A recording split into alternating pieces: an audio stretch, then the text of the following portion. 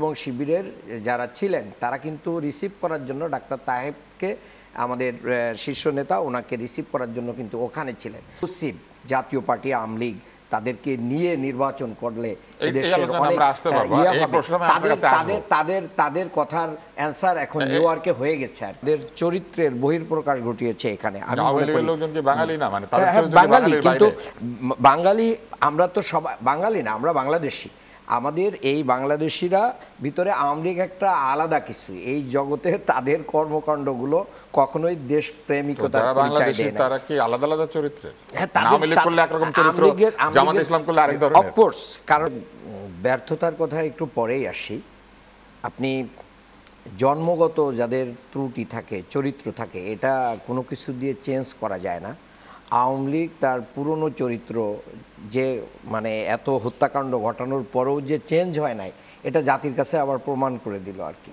যারা বাকশাল কায়েম করেছিল, যারা কোথায় সিরাজ শিকদার করে উল্লাস করেছিল, তারাই তো এদেশের মানুষ খুন করেছে, শিশু খুন করেছে, হেলিকপ্টার দিয়ে মানুষ খুন করেছে। মানুষ মনে করেছিল যে আওয়ামী লীগের কিছু বুদ্ধিজীবীরা কিছুদিন বলাও শুরু করলেন যে মানে ক্লিন ইমেজের আওয়ামী লীগ, তাদেরকে আসলে আওয়ামী লীগের ভিতরে ক্লিন ইমেজ, ভালো ইমেজ, এইটা ওইটা নাই। এরা তাদের চরিত্রের বহিঃপ্রকাশ ঘটিয়েছে এখানে। বাঙালি, কিন্তু বাঙালি আমরা তো সবাই বাঙালি না, আমরা বাংলাদেশি। আমাদের এই বাংলাদেশিরা ভিতরে আওয়ামী লীগ একটা আলাদা কিছু, এই জগতে তাদের কর্মকাণ্ডগুলো কখনোই দেশ প্রেমিকতার পরিচয় দেয় না। তারা কি আলাদা আলাদা চরিত্রের? আওয়ামী লীগ করলে একরকম চরিত্র, জামাত ইসলাম করলে আরেক ধরনের। অফকোর্স, কারণ হচ্ছে দেখেন, এটা নির্ভর করে প্রত্যেকটা মানুষ তার নেতৃত্বকে ফলো করে। তো শেখ হাসিনা, শেখ মুজিবুর রহমান যারা এই দলের নেতৃত্ব দিয়েছেন, এই কথার উত্তরে আমি আসছি যে আমরা যেটা দেখলাম, ভিডিওতেও দেখলাম যে সম্ভবত আমাদের যারা গিয়েছেন ওখানে ভিডিওতে দেখা যাচ্ছে যে মির্জা ফখরুল ইসলাম আলমগীর সহ ব্রাদার আক্তার এবং তাসনিম যারা, ওনাদেরকে দুধাবাসের লোকেরা আলাদা সাইড দিয়ে গাড়ি পার্কিংয়ের জায়গায় নিয়ে যাওয়ার চেষ্টা করেছে। আর আগে থেকেই জামাত এবং শিবিরের যারা ছিলেন তারা কিন্তু রিসিভ করার জন্য ডাক্তার তাহেবকে আমাদের শীর্ষ নেতা ওনাকে রিসিভ করার জন্য কিন্তু ওখানে ছিলেন।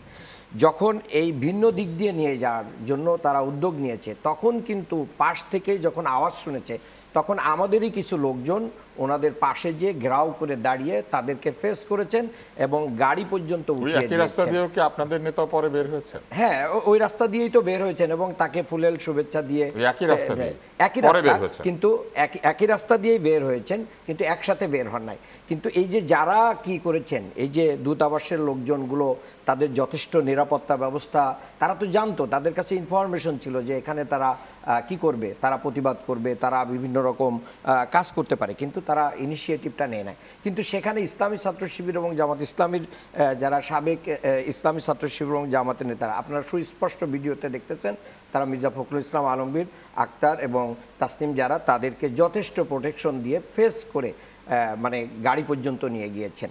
এটা আমি মনে করি রাজনৈতিক যে শিষ্টাচার, এটা আমাদের দলের লোকেরা ওখানে দেখাতে সক্ষম হয়েছেন। তবে আমরা মনে করি যে বিএনপির পক্ষ থেকে এত বড় একটা দায়িত্বশীল নেতৃবৃন্দ যাচ্ছেন, সেখানে আরেকটু তাদের অবস্থানগত দিক ঠিক রেখে তাদেরকে রিসিভ করার দরকার ছিল।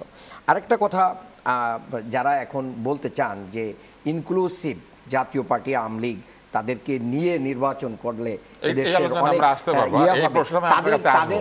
তাদের কথার অ্যান্সার এখন নিউ ইয়র্কে হয়ে গেছে আর কি। শুধু নিউ ইয়র্কে কেন, সারা পৃথিবীতে হতে পারে, কোনো অসুবিধা নাই।